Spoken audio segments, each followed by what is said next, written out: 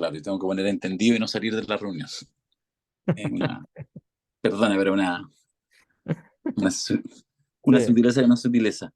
Oye, ujú, mira, yo te lo dije. eh,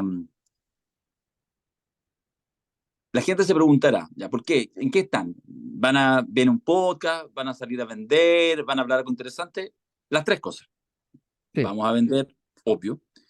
Vamos a poner cosas en venta, sí, talleres, cosas muy interesantes. Eh, Vamos a compartir con ustedes una reflexión y presumimos que salvo una cosa muy rara pase, como un temblor de la mañana, además se va a transformar en un podcast porque debiera dar. Pero nosotros venimos hace rato conversando con Alberto, en este rato que ustedes están acá, porque venimos trabajando los últimos días bien intensamente. Te voy a pedir, de hecho, una primera como introducción, Alberto. Venimos trabajando, hemos estado sentados en diversos cafés, como corresponde, en cafés italianos, ¿ah? Hay que sí, decirlo. sí, De hecho, esta decisión se tomó sí, en un café sí, italiano, ¿ya? sí. Y además, ojo, en un café italiano que estaba prácticamente cerrado, porque era muy de mañana, y estábamos solamente nosotros dos en una mesa, y nadie más, y yo estaba esperando que entrara algún tirador y Sí. era una escena posible, Es una escena posible. era una escena Sí, posible. Ya, sí, y lo que te quiero pedir es que en ese minuto hemos tomado una decisión eh, que la venimos masticando, como digo, hace varios días, semanas de alguna manera, que es, y que además hay una posibilidad que tiene que ver materialmente con que tú prolongas algunas semanas tu estadía en Chile, cosa que no sí, estaba calculada. Tú el jueves te debías haber vuelto a España. Y eso nos permite algo que no estaba calculado en la posibilidad de hacerlo presencial, que es dos talleres, uno de un público muy reducido, no tiene lógica, y otro un poco más amplio, pero también reducido porque son presenciales, pero que, y ahora sí me quedo callado, Alberto, porque te quiero escuchar lo que hemos estado conversando, a ver si se lo explicamos a mm, nuestros amigos y amigas, es que de verdad que cuando uno empieza como a limpiar la escena, no a limpiarla en realidad, sino como a tratar de quedarse con el fondo de la escena actual que vivimos, hay una palabra que resuena con mucha intensidad, y es la idea de crisis. Así es como, imagínense así el diseñador gráfico poniendo crisis, así con letras grandes que ocupa toda la afiche, y como resquebrajados, como que cae la crisis y todo se resquebraja. Esa es la imagen, porque lo que estamos viendo en este minuto, esta es la hipótesis, al menos de la Cosa Nostra, de quien estamos acá, es que hay una crisis de la gran puta. Y podríamos incluso abrir la discusión de cuál es la crisis. O sea, ¿pero qué? La crisis es que llevamos 3 semanas con democracia viva, bueno, pero no sé, ya es eso, es una crisis más profunda, es una crisis generacional, es una crisis porque la derecha tiene acorralado al gobierno y quiere que esto sea una gran crisis. Es una crisis porque era inevitable que esta generación, tomando las redes, las riendas del gobierno, entrara más tarde o más temprano en una crisis de este nivel. Es una crisis porque ya se empieza a hablar en pasillo de la posibilidad incluso de que el presidente no termine su mandato. ¿Cuál es la crisis? ¿Y cuál es la idea de poder juntarnos en un taller? Bienvenido, Alberto. sí. Sí, hola Darío, ¿qué tal? ¿Cómo estás? O sea, eh, no pretendo con esto responder, pero solamente digo que si uno revisa los últimos meses, algunos están todavía vigentes esos conflictos. Tenemos eh, Colombia, Francia, Israel, Argentina, Paraguay, México, Perú, Venezuela, Kenia, Sudáfrica, Irán, Myanmar, con grandes crisis políticas en este momento, o hace un par de meses, eh, con, con altos niveles de conflictividad, con altos niveles, algunos en marco de guerra civil incluso, otros más bien protesta. Entonces, sí, para que tengamos claro que nosotros estamos viviendo una crisis que se manifiesta de una manera distinta, porque ya hubo la crisis social propiamente tal, porque además el clivaje que se armó es a partir de esa crisis. El otro día había una discusión, entonces eh, Manuel Antonio Garretón decía, el clivaje que divide a Chile sigue siendo la dictadura, y no es así, po. O sea, el clivaje que divide hoy día a Chile es el estallido. Eh, y podríamos llegar a un acuerdo si es que a través de métodos empíricos y trabajo interpretativo llegáramos a la conclusión de que el estallido es algo así como el contragolpe, ¿ya? Y entonces eventualmente es una misma estructura con el golpe, eh, podría ser, ¿ya? Podría Bien ser. forzándolo, bien forzándolo. Bien forzándolo, pero cuando tú trabajaste, por ejemplo, tu libro en su momento sobre el estallido, había un texto que era sobre el rayado 1973-2019, que planteaba, digamos, esa dicotomía, ese rayado, y alguien escribía sobre eso, ¿entiendes? Entonces, ese tipo de ejercicio, ¿ya? Es viable, pero efectivamente hoy día hay un clivaje que es el estallido. Materialmente, en la encuesta de la Cosa Nostra, cuando tú haces un factorial, lo que te dice es, aquí usted tiene su clivaje, aquí, ¿ya? Es un dato. Nosotros queremos, a partir de este ejercicio y de a partir de un conjunto de otros ejercicios y a partir de un taller que vamos a hacer, o en realidad son dos talleres, em, lo que queremos es, en un momento donde todo hierve en forma de denuncia, donde todos son archivos adjuntos, ¿ya? Donde todos son planillas, solicitudes de transparencia, información reservada, abierta, búsqueda, limpiar al enemigo, o sea, limpiar a los propios, ensuciar al enemigo, y tan todo en eso, ¿ya? Bueno, también está perjudicar a los amigos, también. Entonces, de todo, en medio de todo de esa, de ese escenario que, que es estridente, que es inorgánico, que es invertebrado, a nosotros nos interesa, por decirlo así, estamos en el minuto 41 del segundo tiempo, estamos perdiendo 2-1, digamos 2-1, buena onda, 2-1. No, Alberto, pero bueno, ya está bien. No, no, digo, en ese momento, Alberto en fase optimista. claro, no, lo digo simplemente porque para hacer la figura retórica funciona mejor diciendo 2-1. Entonces, yo tengo dos opciones, ¿ya? Eh, a ti no te sirve el perder 2-1. Algo te sirve el empate y mucho te sirve el triunfo, ¿ya? Que sería lo normal. Y te quedan 4 minutos de tiempo reglamentario, más lo que venga de descuentos, que siempre son 5 o 6 más, y por tanto te quedan 10 minutos, y en 10 minutos tú puedes hacer 1, 2, 3 goles. Pero tienes dos estrategias posibles cuando te queda poco tiempo. Una es perseverar con tu estilo, tratar de, si tu equipo juega, llegar a desbordar, centro atrás y tratar de hacer un gol, ¿ya? Buscando la jugada lógica, buscando la jugada que tiene un 70% de rendimiento, o tienes la posibilidad de eh, tirar un tiro libre desde la mitad de la cancha, bombeado al centro del área, y que en guerra de 7 contra 7 tengas suerte, un rebote o lo que sea, y puedas hacer un gol, y de ahí que se ponga nervioso el rival y poder tratar de seguir. Las dos estrategias ya tienen lo suyo. Yo he visto, obviamente uno se acuerda más de los partidos del equipo de uno, entonces me acuerdo muchas veces de la U haber, en una época de confianza, haber seguido jugando su juego hasta lograr el objetivo. Y también recuerdo el bombazo que salvamos ahí con un cabezazo y cualquier cosa, ¿ya? Con un esfuerzo postrero y completamente desesperado que funcionó. En política, mucho menos que en el fútbol, funcionan los esfuerzos postreros que puedan operar, ¿ya? Y por tanto, vamos por la hipótesis uno. Lo que estamos diciendo en esto es la hipótesis uno. Pelota al piso, calmarse. Cuando hay que ejecutar el tiro libre, aunque te quedan 2 minutos, tómate tu tiempo y trata de que le llegue la pelota al que tú quieres que le llegue, ¿ya? No va a ver qué pasa.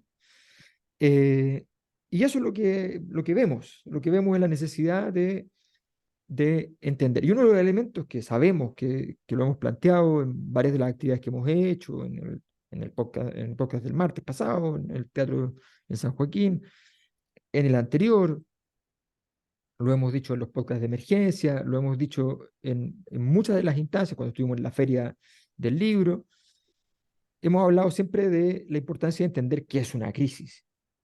mm, de cuál es su naturaleza, cómo funciona una crisis, cuáles son los elementos que la caracterizan, y a partir de eso entender qué se hace con eso. Porque si yo te digo, mira, lo que pasa es que tengo una nave que es tan buena que llega a la luna, y tú me dices, bueno, si es tan buena y llega a la luna, la podemos meter al mar. Ya, pero mm. el mar no es la luna, o sea, no es el espacio. Entonces la nave puede ser muy buena, pero es ¿Buena nave. para qué? ¿Buena para qué? Entonces necesitamos entender que estamos parados en un escenario de crisis y hoy día los actores del mundo político vienen de una época donde no había crisis. Incluso los impugnadores, incluso los impugnadores. Todos los demás vienen de una época de certezas. El fin de la historia, tal, diría Fernando, el frame estaba garantizado. Todos sabíamos cuál era. Y por tanto, se gestionaba con una lógica estable. Hoy día no se puede gestionar con esa lógica. Durante el mundo de las denuncias, 2011 en adelante, en ese mundo todavía se operaba entendiendo que la institucionalidad era un músculo fuerte. Y por tanto tú podías atacar la institucionalidad sin que se quebrara, ¿ya? Simplemente tratando de hacer que girara el timón para poder llevarla a una dirección que te parecía más adecuada. Pero hoy día eso está en una situación de debilidad y por tanto, y tú además tienes la institucionalidad en tu mano como impugnador. Y por tanto lo que quieres es que funcione y que opere. Y entonces, ¿cómo desde una mirada disidente logras llevarla? Es muy difícil. Para todo eso necesitas entender qué es una crisis, cómo se gestiona. Y entonces nosotros lo que queremos hacer hoy, y en una pequeña conversación, pero queremos hacerlo para después también, en los talleres, queremos entrar en el tema de las crisis, en qué significa una gestión de crisis. Esto no está sobre la mesa, a pesar de que ha pasado tantas cosas y a pesar de que han habido tantas crisis, pero no está sobre la mesa. Entonces estamos viendo cómo cuando Sebastián Dávalos te viene a dar un consejo, decir, oye, es que tú estás fregado, tenés una crisis que es inmanejable, ¿ya? Él y tú tienen que preguntarse qué diablo es esto para que hayamos llegado a esta situación. Mm.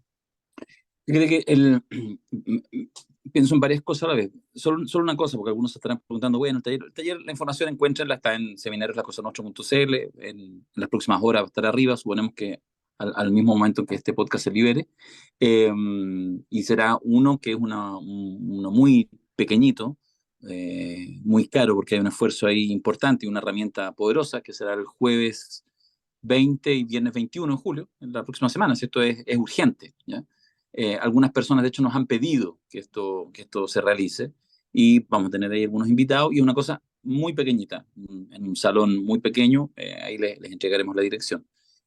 Eh, y vamos a hacer una versión un poquito más amplia, un poquito más, podríamos decirlo, incluso un poquito más relajada, no un contenido, por supuesto, siempre sigue siendo intenso, pero una cosa más parecida a lo que hicimos, de hecho, la semana pasada con las 50 leyes, mucho más, un poquito más lúdica, que también sabemos que nos gusta más en el tono de los seminarios que hacemos, y eso va a ser el día sábado 22, a partir de las 4 de la tarde hasta las 9 de la noche. Lo de jueves y viernes de 6 de la tarde a 10 de la noche, es un curso igual muy intenso. Así que son talleres de trabajo que en realidad nosotros muchas veces decimos esto medio en broma, pero en este caso sí, y no nos cabe ninguna duda que habrá gente del mundo político que estará participando en esta conversación, interesado también en gestionar la crisis, ¿ya? Eh, te quiero hacer un paréntesis porque parte de la conversación tiene que ver justamente con la comprensión del momento que vivimos, digamos, y de las cosas que han pasado en los últimos años. Aparece ahí entonces el estallido. Nuevamente volvemos a la pregunta, a una pregunta súper originaria que volvemos a la pregunta, como volvemos muchas veces, pero no implica que esté respondida y que haya claridad y que el sistema político se base, ¿ah? Mm. En una comprensión más o menos homogénea. Ni siquiera estoy pensando todo el sector político, estoy pensando incluso la élite gobernante, estoy pensando en el gobierno. O sea, Mm. sigue habiendo un gran problema de caracterización de un momento fundante. Todavía, todavía, dentro de los sectores del gobierno y que apoyan al gobierno, tiene distintos nombres. Algunos le dicen estallido social, la mayoría, otros todavía le siguen hablando revuelta, algunos incluso más en los bordes rebelión. Y detrás de eso hay apuestas de cómo caracterizo, pero todos tienden todavía, y por eso esta idea que es muy común, le debe pasar a la mayoría, es como, estuvimos bien y ahora después del 4 de septiembre estamos como en depresión. Y uno podría decir, yo también, sí, empatizo con eso, pero lo que quiero decir, cuando uno hace el análisis del fenómeno, ¿qué es lo tan optimista que hubo, digamos, en octubre, en esos tiempos? ¿Qué es lo tan consolidado que ahora pudiera haber? Y ahí aparece esta idea de,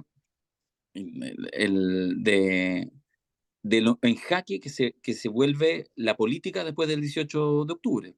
Es decir, esta idea que hemos reiterado tantas veces de la irrupción de la demanda, que ya es un fenómeno que viene en la última década con mucha intensidad, la demanda, ya no la demanda organizada, no la demanda articulada, no dos o tres demandas centrales. Ya no es, mira, salud, educación y una cosa más, así como a nivel social, y con eso como que respondís bien y no sé qué, un poquito de show. No, ahora es demandas del más variado tipo. Y esas que venían en ascenso, en ascenso, en ascenso, en un proceso, por supuesto, de construcción de lo establecido, de impugnación muy interesante a cosas como el tema del fin al lucro, impugnación también a la verdad develada, post-Chicago Boys, todo eso, pero empieza a atomizarse, atomizarse, atomizarse, fenómenos contemporáneos, no solo Chile, y entonces de repente llegamos, ¿cierto?, a octubre del 2019 y emerge, y lo dijimos tantas veces, lo caracterizamos porque era interesante, bello, pero complejo a la vez, cuando en realidad no había lienzos, no había afiches, no había organizaciones, lo que había era, voy a ir a la marcha, entonces agarro mi cartón, y yo escribo mi demanda. Y entonces nos pareció maravilloso. El ejercicio que tú recordabas y del Mm. tema del libro Los Rayados era eso. No había manos profesionales rayando, no había consignas, prácticamente no había consignas, había palabras que se repetían más que otras, sí, pero lo que había era yo y expresar lo que estoy sintiendo. Ni siquiera, también lo dijimos, el interés de comunicar. El estallido social no había un gran interés de comunicar, había un gran interés de expresar mi malestar, mi rabia, mi molestia, mi anhelo. Y por eso los rayados eran rayados sobresaturados. Alguien escribía, después venía otro escribir. Entonces pues ya no se entendía nada. No importa, lo rayé. Escribí lo que quiero escribir. Y eso, lo dijimos, eh, fue un momento muy paradójico, porque fue un momento, uno podría decir, muy político, mucha gente expresándose, pero contra la política, porque las élites, porque los abusos ya no eran solamente el empresariado del poder económico, sino que estaban concentrados incluso, también cuantitativamente lo medimos, en el mundo político. O sea, había una emergencia de politicidad en la calle, la gente quería saber más, quería informarse más, los matinales cambiaron la agenda, pero en un momento muy antipolítico, porque en realidad yo voy con mi cartel, pero ustedes tienen unas demandas, yo los quiero representar, me voy a parar aquí arriba. No, que nadie nos represente, todo, que se vayan todos los empresarios, los políticos, hasta los dirigentes sociales y vecinales fueron fuertemente impugnados. Bueno, me imagino, es la Bueno, pregunta retórica, recordemos porque lo que que estamos le tocó conversando, incluso a Gabriel Boric, le tocó. Y le justamente, tocó, y previo a la operación que se hizo muy exitosamente y que funcionó y que todo, pero también le tocó a Jadwe en su momento. O sea, era así de severa la distancia entre el estallido y el resto del mundo. claro, entonces la pregunta digo yo, porque en el fondo los materiales de la crisis ahora es cómo uno sale de una crisis política si en realidad el conjunto de la ciudadanía no cree en la política, no cree en la política. Donde, bueno, Bueno, lo que pasa es que ahí viene el punto de, primero, categorizar, a ver, la teoría política admite ciertas bases conceptuales fundamentales. Eh, una clásica es los conceptos de poder, conflicto y autoridad. ¿Ya? En esos tres conceptos, si uno los desglosa, encuentra más o menos todo.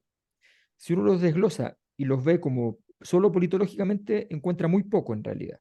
Si uno a través de sus conflictos recorre la psicología social, la sociología política, la antropología política y la antropología social, uno va encontrando mucho más.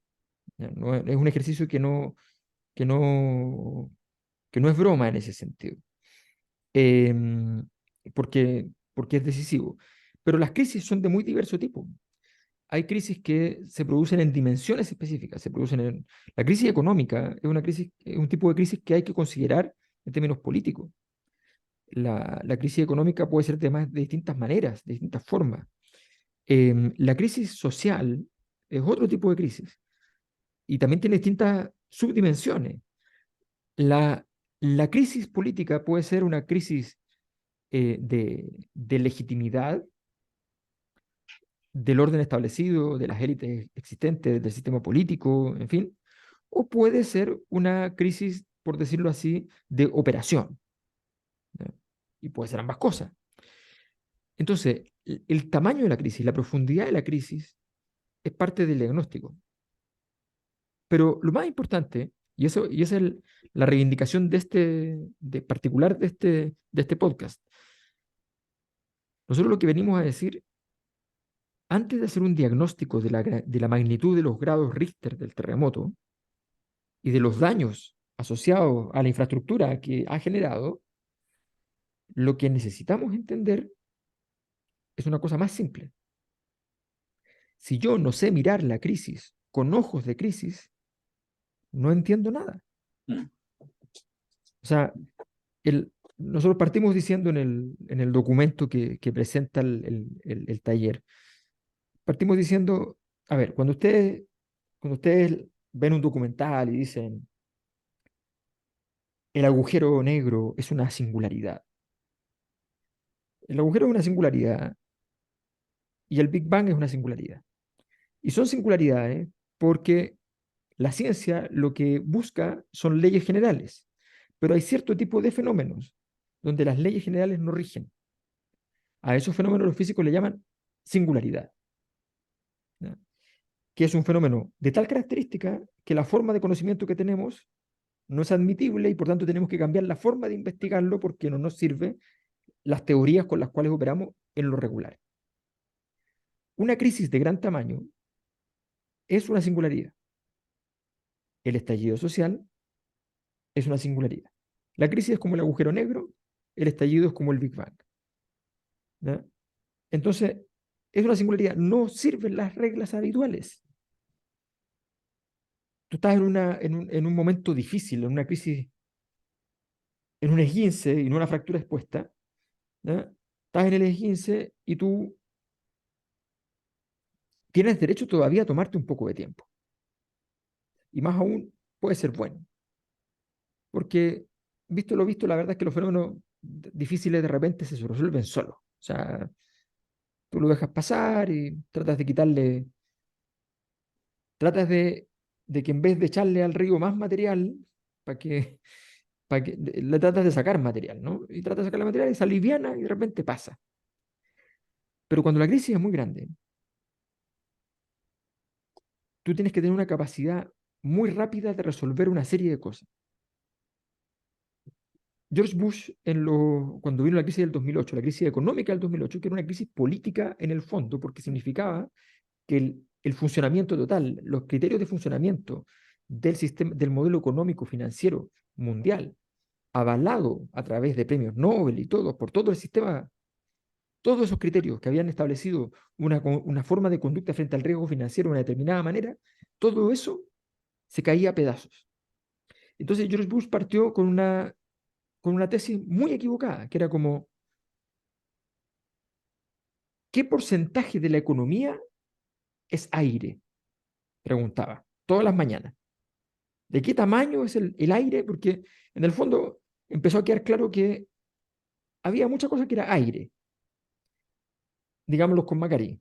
Había mucha cosa que era caca, Íbamos ¿no? también mayor por la chucha. No, no, pero es que la gente va a decir aire suena bonito, es como un área de la ópera, ¿no?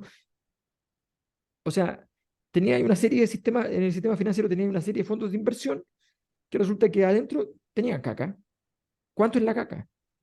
Entonces, primer día de evaluación, no primer día, pero los primeros días, de repente le dicen 20%. Pero 20% es un montón, o sea, pasan 2 semanas, 30%. Pasan un par de semanas, 40%. Cuando se llega cerca del 50%, Bush dice una declaración espantosa. Dice, en esta crisis ha sido tan terrible que yo he llegado a pensar en el fin del capitalismo.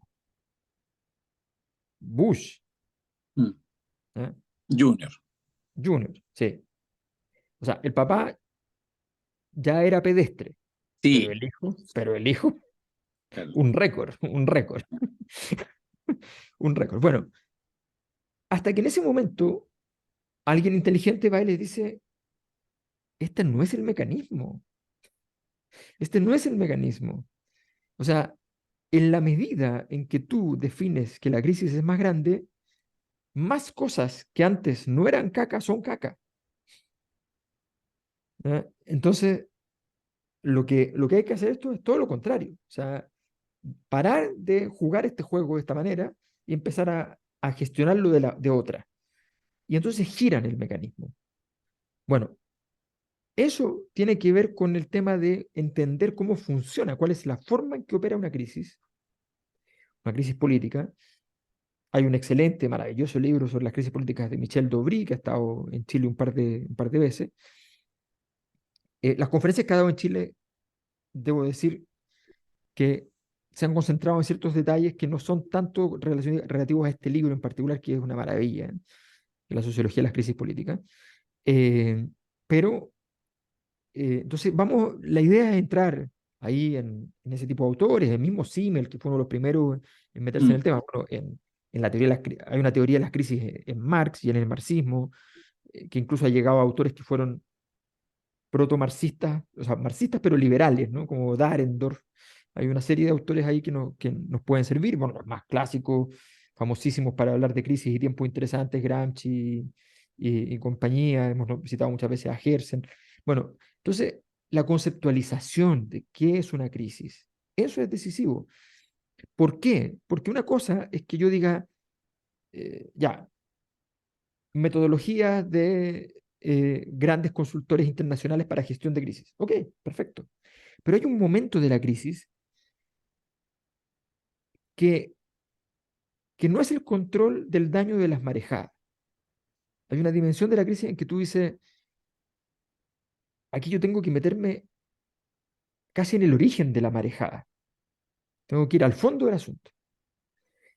Y, y para eso, ya las herramientas que existen, los clavos, los martillos, no tienen nada que ver. Ahí tú tienes que entrar en otra cosa que a través con un cierto concepto, un cierto acto que está en el límite de lo taumatúrgico, ¿ya? Un acto ritual, un acto muchas veces litúrgico, como hace la política muchas veces, de pronto esto se disuelve en un 10%, en un 15%, lo suficiente para que sea navegable, para que tú puedas empezar a trabajar. Entonces, es un diseño y lo que vamos a tratar de hacer es decir, mire, la teoría, la práctica, analicemos lo que es una crisis, metámonos en serio, estudiémosla y cuando veamos, cuando miremos lo que está pasando, de alguna manera se nos convocarán esos conceptos y podremos saber qué hacer. También es un libro ese. Bueno, justamente eso es es un ejercicio que vamos a hacer en el taller y que de alguna manera también estamos permanentemente haciendo y ahora de nuevo con mucha intensidad en la Cosa Nostra, que es hacia toda una entrada conceptual, citada, mirada, puedo poner más referencia. Ahora, lo importante y lo que seguramente muchos dicen, bueno, pero quiero después una bajada operativa. Bueno, o sea, hagamos bajadas operativas de la crisis del gobierno. La Pero crisis del después de, gobierno, pero después no, por de, supuesto. Sí, sí, claro. sí, por supuesto. Porque lo que quiero señalar con mucha claridad es que alguien podrá, en su optimismo perfecto, yo mismo siempre me gusta señalarlo, que en el fondo uno trata de poner elementos analíticos a partir de lo que cree y trata de ser muy honesto. Eso probablemente la Cosa Nostra lo diferencia de otros espacios de discusión política, lo digo así con todas sus letras. La mayoría de los espacios de discusión política que existen tanto en los medios formales, incluso con los informales, está tenido por gente que va básicamente a defender su posición, porque tiene velas en el entierro, están en su legítimo derecho. Son derechamente militantes de un partido, son lobistas, y eso. Y pueden ser análisis muy inteligentes, no sé qué, pero necesitan darse una vuelta, y necesitan que en el fondo la mayoría de quienes están ahí, por lo tanto, crear agenda en función de sus intereses. Aquí no. Los cuatro que estábamos, los tres que estábamos antes, etcétera, tenemos nuestras ideas políticas, yo probablemente soy que por eso lo verbalizo un poco, así como más, Pero bueno, pero cuando opino, opino. Y si mi cabeza me dice, bueno, están haciendo puras weas, lo señalamos. Digo esto ¿por qué? Porque lo que nos interesa es también es ir en la cosa nuestra, en estos talleres, en estos espacios, haciendo esa bajada operativa, ayudando a que otros hagan esa bajada operativa. Mira, pongo un ejemplo. Un ejemplo, estamos en un podcast. Los 50 años. Salió Pato Fernández, tuvo que renunciar la semana pasada. Entonces, uno hace el siguiente ejercicio. Yo lo invito a quien nos está escuchando. No sé si lo hemos conversado en el podcast, creo que no. Eh, entonces, supongamos que nosotros estamos trabajando, entonces en los entornos del gobierno, estamos ahí en esa mesa, en la toma de decisiones con el presidente. En algún minuto, que fue hace algunos meses, hace un tiempo atrás, en que uno dice, bueno, vamos a armar la comisión 50 años para conmemorar, etc. Entonces, yo hago una pregunta ahora, se lo he hecho en estas semanas a harta gente, para nada politizada. Lo hice hace un rato atrás con mi hermana, estábamos hace 2 horas atrás todavía con mi hermana sentada. Y entonces, hablando lo mismo, yo decía, hermana, ¿qué crees tú? Que en realidad hay en Chile ya las condiciones a 50 años, 50 años, ¿ah? A 50 años. Ya en el fondo uno podría decir, ya en gente sensata siempre habrá algún estridente por fuera, pero estoy pensando como en una mirada más o menos común de lo que significó el golpe de Estado y la violación de los derechos humanos, entre gente sensata, como sectores mayoritarios de izquierda, centro y derecha. Y me responde lo que me responde las 10 personas que le he hecho la pregunta. No. Así dramáticamente, no. Por la derecha cavernaria, por lo que tú quieras. Bueno, seguramente usted lo está respondiendo, lo está escuchando. No, en realidad no. ¿Ya? Entonces, ¿por qué como gobierno te regalas este pastelito de caca, ese pastel envenenado, de hacer una comisión 50 años, tratando de generar esa grandeza que no se puede sostener desde ahí, tratando de generar, decir, bueno, que no solo soy jefe de gobierno, soy jefe de Estado. La típica hueá de los presidentes. Entonces, en Chile, que tiene esta triple condición de jefe de coalición, eso no es Gabriel, antes eran, eh, jefe de gobierno, si lo ve, y jefe de Estado, bueno, por supuesto lo es. Entonces, como voy a ponerme en el rol de Estado, quiero abordar. Bueno, pero si nos da, pues. Entonces, ¿cuál es la evaluación que tú haces del sentido, pongámoslo en el contexto de la crisis? Esa crisis que lleva 50 años de la incapacidad de un país de ponerse de acuerdo en cosas tan mínimas como violación a los derechos humanos, bueno, es parte de la realidad. Entonces, cuando en realidad uno como que sí, se puede meter a un taller, a escuchar de crisis, leer autores de crisis, pero después hace la política como si fuera sencillamente el juego chico, entonces en realidad tiende a tropezar una, dos, tres, 10 veces con la misma piedra, que es lo que, perdonen algunos que de verdad esto les duele el corazón, a mí también me duele el corazón cuando lo digo, pero si algo ha tenido, yo creo, este gobierno, es una increíble capacidad de tropezar permanentemente con básicamente piedras muy similares, y eso a un año y medio. Fíjate que anoche, termino con esto, estábamos en la casa de Beatriz, de Miguel, unos amigos, cosa nostreros además, militantes, y Miguel decía, él es matemático, decía, parafraseándote, Alberto, a propósito del que lo he dicho, lo dijiste el otro día en el teatro, en el podcast en vivo, él, ahora sí, ahora sí, ahora sí. ¿Ah? Entonces, él lo decía en respecto a este gobierno, que era como, partieron el primer día, a las 24 horas, horario de oficina, contamos cuy cuy, y es como, no, ya, pero ya, ahora sí.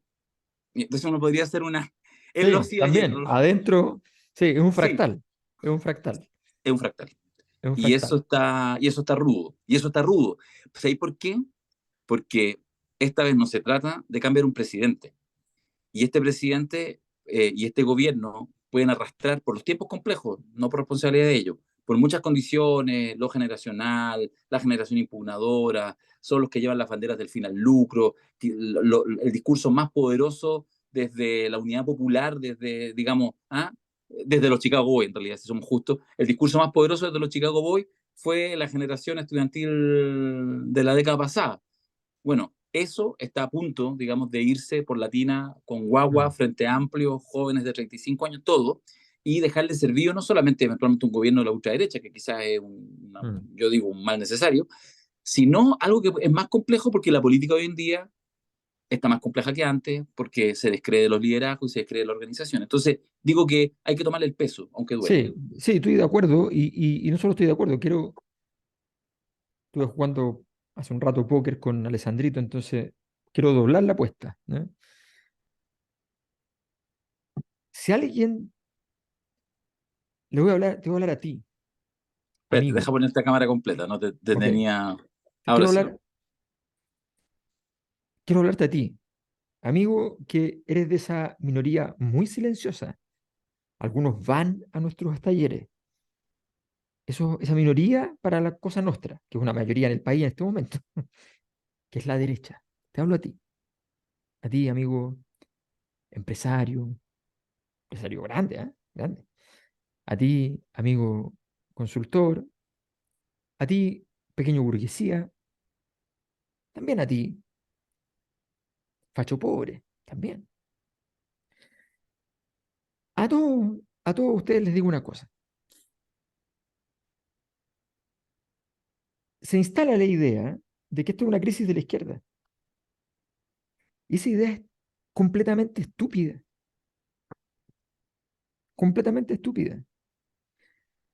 Em, es cosa de mirar, ¿ya? No voy a entrar en los detalles, pero quizás algún día vamos a hacer una presentación, alguna masterclass, y qué sé yo, mostramos algunos datitos y algunas cosas muy evidentes, pero muy evidentes, para mostrar que esto es una crisis que es sistémica, que es orgánica, que es de todo el orden político y social, y de gran tamaño. Entonces, veo yo muy satisfecho, no sé, a las empresas que venden ciertos minerales no metálicos y dicen, bueno, ya es cosa juzgada esto, ya hay un acuerdo político, tenemos un camino, el ministro dijo unas cosas, hubo ruido, pero pocas nueces, ya está todo tranquilo. Falso. Esta época, esta época, los que van a tocar la puerta todo el tiempo van a ser los Bukele. Bukele es Napoleón, es lo mismo que Napoleón. Es exactamente lo mismo que Napoleón. Si tú escuchas a Bukele, el discurso económico de Bukele es de izquierda Y además su origen. y su Cosa origen que es él de izquierda. incluso él hasta reivindica varias La veces. reivindica siempre. Yo soy de izquierda, dice. Entonces, la izquierda, el catolicismo, ¿ya? Y el militarismo y el Estado policial. Listo. ¿Ya? En la práctica, o sea, él, la reforma de pensiones la hizo con el movimiento que se llama No Más AFP, allá. Se llama No Más AFP. Después los traicionó, pero lo hizo con ellos. Les quitó toda la sangre, ¿ya? Entonces, pero lo hizo con ellos. Aquí nadie se ha atrevido, nadie, nadie se atrevió a hacerlo con ellos, ¿ya? Ni para quitarle la sangre. Entonces, todo esta época va a buscar su Bukele todo el rato. Lo más probable es que no lo encuentre porque en Chile los Bukele no sean tan fáciles, ¿ya? No tenemos, ahora, esto ocurrió en El Salvador, o sea, pasó tampoco en un lugar que uno podía esperar un Bukele. Pero bueno, pero podría llegar a ocurrir, pero es improbable. Lo que quiero decir es que esta crisis va hacia donde iba, que significa que no ha habido capacidad de gestionarla. Y por tanto, Nuevamente el estallido social como punto de origen. claro, va para donde iba, a la destrucción total, ¿ya? Ese es el horizonte. Y ese horizonte significa que da lo mismo la fuerza política que gestione, porque todos van a habitar en contradicciones que son irresolubles, son imposibles de gestionar, ¿ya? Eh, yo, como sabía que mi libro se iba a leer con una cierta dosis de rabia y optimismo que me parecía que no era la adecuada para el estallido social, cuando escribí el Big Bang, ¿ya? Dije claramente que lo que no iba a haber era liderazgos que pudieran representar esta crisis. No existía esa posibilidad. Que la crisis era de un tamaño tal que no había liderazgo que pudiera tomarla en sus manos. Claro, Entonces, por la estructura misma del conflicto, no porque, ay, que somos no, incapaces. no son no capacidades personales, es una cuestión que es imposible. Era Entonces, la política la incapaz. claro, yo partía diciendo, el héroe de esta historia no existe. Hay algo que estalló y algo que se derrumbó. Ambas cosas son la misma cosa. ¿Sabes? El derrumbe, el estallido son todos el mismo fenómeno. No busquen distintas distinciones. Y cuando ocurrió todo se llenó de asombro, como si un dios hubiese dictado sus leyes, como si un apocalipsis hubiese sido convocado. Es el Big Bang, es caos y creación a la vez. El protagonista se llama escombro, se llama fuego, El dios exige humildad y rendición. Todos los nombres propios desfilan entre los derrotados. Todos los nombres propios desfilan entre los derrotados.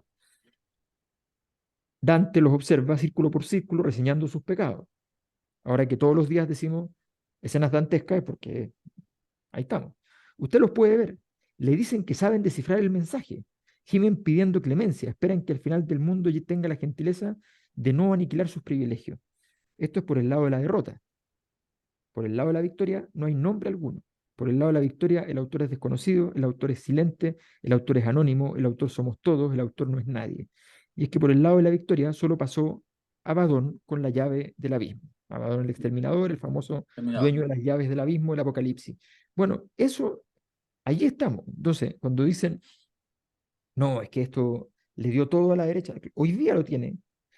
Quien tiene la pelota efectivamente podría eventualmente construir las condiciones de una salida de la crisis. Quien tiene la pelota podría hacerlo. Pero hoy día, todos aquellos que dicen, este escenario, en lo que a mí respecta, está ordenado, no es No verdad. entienden nada. Nada, nada. O sea, ¿qué? Tú me vas a decir que las crisis que van a... O sea, ¿qué instituciones faltan por entrar en crisis gigantes? Mm, Las universidades. Hoy día, Carabineros dice Rosas en una entrevista, por algo la gente nos apoya en las encuestas. Hace 2 años, no, un año y medio, no podían salir a la calle de uniforme. ¿Tú me vas a decir que pasó algo?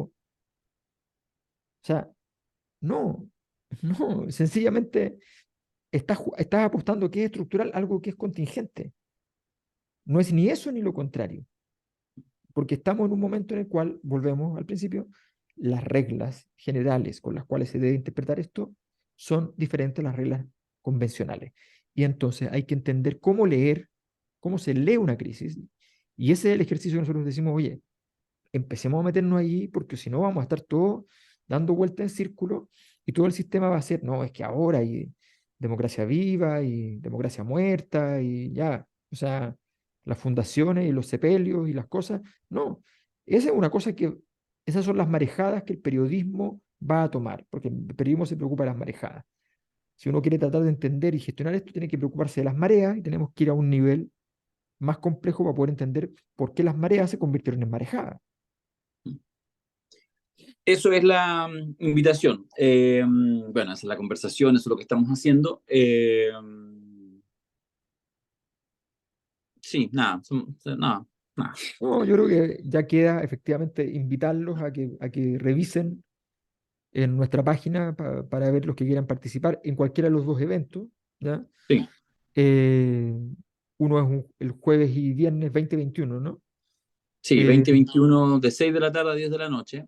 claro. Y el otro es el sábado, Sábado en la tarde, pero una tarde larga, a partir de tarde a las 3:30, 4 de la tarde hasta las 9 de la noche. Ese segundo tiene el clásico formato que hacemos, que después una copita de vino, de repente hasta un padrino, hacemos algún pequeño juego, pero igual va a ser más o menos intenso, porque lo que nos interesa además, por supuesto, además esto es, les cuento, trabajamos en estas cosas. Eh, Además de hacer la actividad, nos interesa que, y sabemos que básicamente el ecosistema en general de la Cosa Nostra en estos años es que mucha gente escucha el podcast, etcétera, y lo valora, de alguna manera siente que algunos insumos ahí le activan otras reflexiones, otras claridades a veces, u otras preguntas más profundas en otros casos, y quienes asisten a los seminarios, quienes participan de estos talleres, etcétera, obviamente que también lo valoran porque entienden que reciben insumos de alta calidad para profundizar en la reflexión. Así que nos vamos a jugar con esto muy encima, porque se nos abre esta oportunidad también de estar con Alberto y de construir esta escena, y porque además, para que venimos con cosas, eh, se le armó una tormenta perfecta al gobierno. De hecho, desde el punto de vista político, de la cosa más chiquita, más casuística, vamos a ver desde mañana cómo logra instalar, ya lo partió el fin de semana, claramente hay una toma de decisión del gobierno actualmente de a ver si pueden hacer que después de 3 semanas, puede ser, pase un poquito la intensidad y logran defender a sus dos ministros en cuestionamiento. Es una noticia en desarrollo. Entonces vamos a ver cuánto dura esa estrategia. Ya están. Ya salió la ministra del Interior, ya están. Durará 24 horas, 48 horas o eventualmente se asienta. Sin esto también es. Pero lo que está claro es que cada crisis es más profunda que otra porque llega a más sectores. Entonces ya los fusibles ya casi no existen. Lo de Montes es en ese sentido simbólico. ¿Ah? Y por eso algunos también aprovechan ahora de también pegarle. Es decir, parece que no todo esto lo resolvían ¿ah? Los hombres con experiencia. Entonces ya es obviamente una crisis muy... Ahora, a veces tú te acostumbras a la crisis. Hay gente que vive todo su vida en crisis y vive igual. Y se levanta en la mañana y va a trabajar. Bueno, O sea, también es posible. Perú, Perú, Listo. Perú, Claro. Italia. Ahora, como suponemos que la generación impugnadora, que quienes adhieren a este proyecto político o a este gobierno quieren que le vaya bien, o al menos quizás no los quieren tanto, pero en realidad ven por ahí los ecos, el peligro de la ultraderecha, esta cosa, digamos, este reflujo neoconservador, populista, etcétera. Bueno, algunos me imagino que querrán una cosa más activa y no solamente terminar diciendo, capaz que finalmente gente muy politizada termina siendo, bueno, al final igual hay que trabajar mañana. Ese ya sería ya el fin de la historia. Mayoli Quiroga y todos sus amigos diciendo, bueno, igual mañana hay que trabajar, así que, ya, en fin, Bueno, de hecho, cerremos porque mañana hay que trabajar. hay que trabajar. Ya, gracias, Alberto. Oye, ¿sabéis qué? Me saqué entre medio la pulsera, no sé dónde la dejé, el que estaba en, saludo al Camilo Salinas, que estaba en 31 minutos, que ¡Wow! nos invitó. ¡Qué Sí, grande! tocando, maestro. ¿Pero por qué lo digo? Porque el próximo sábado tiene una tocata en el GAM, Camilo Salinas con el Cuarteto Austral y todo. Así que le aprovecho a ¿En hacerlo, no serio? lo tenía pensado. Yo voy a ir Sí, entonces. Yo voy a ¿en ir. De todas serio? maneras. Sí, bueno, Ah, qué bacán. Sábado 15. Va a estar súper bonito. Además que la sala del GAM es atómica, así que punto sí. ticket creo que están las entradas. Pero bueno, eso lo ven ustedes. Camilo Ya. Salinas, con clientes les va a aparecer. Gracias, Alberto. Nos encontramos además el martes en el podcast habitual. Sí, tenemos hartas Adiós. cosas además. Tenemos harto. Crisis. Crisis.